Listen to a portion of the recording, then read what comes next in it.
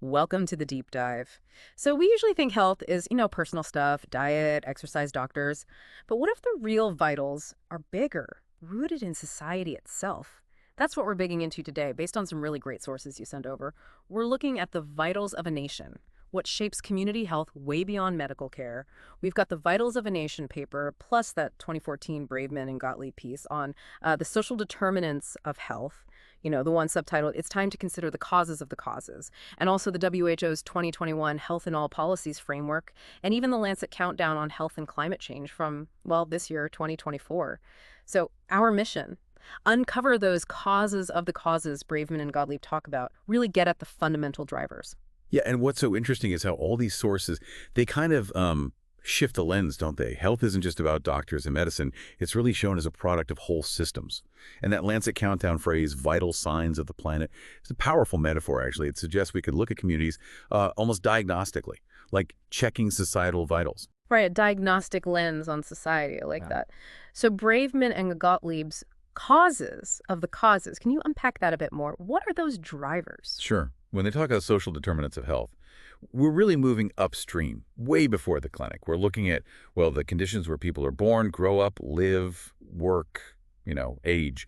Things like your economic stability, education quality. Is your neighborhood safe? Do you have community support? Okay, so like the basics of life, really. Exactly. But Braveman and Gottlieb make it so clear these are foundational. Think about it.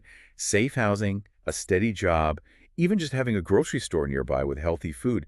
These are the real root factors shaping how healthy a community is or isn't. It's almost backwards, isn't it? We pour money into fixing health problems downstream. Yeah. But so many stem from these broader things we could maybe prevent if we looked, wider. That makes a lot of sense. And speaking of looking wider, that WHO Health and All Policies framework seems to build right on that idea. What does it add? Well, the WHO framework, it's not just theory. It's a practical push. It's saying every bit of government transport, education, finance, you name it, needs to ask, how does this decision affect people's health? Ah, okay. So integrating health thinking everywhere. Precisely. Imagine city planning that actually encourages walking or school policies that boost kids' mental well-being. It's about weaving health into the very fabric of how a country operates because it is tied to everything. Sounds like a huge shift, though. Powerful, but complex. Do they talk about the hurdles? Oh, definitely. The complexity is clear. I mean, the biggest thing is often just breaking down those walls, those silos between different government departments. Everyone needs to see health not just as the health ministry's job, but as a shared goal. A shared responsibility. Yeah, it takes a different mindset. It's a long game, for sure, but the framework gives a kind of roadmap for starting that collaboration across sectors. Got it. And then there's the Lancet Countdown linking health and climate change. What does that add to this picture of a nation's vitals? The Lancet Countdown really drives home that planetary health and human health are, well, they're inseparable. It shows how climate issues like air pollution become immediate health crises, think respiratory problems. Right. Or how extreme weather events fueled by climate change cause injuries, displacement, major mental health stress. It makes it undeniable. Environmental health is a core human vital sign. We need that joined up thinking.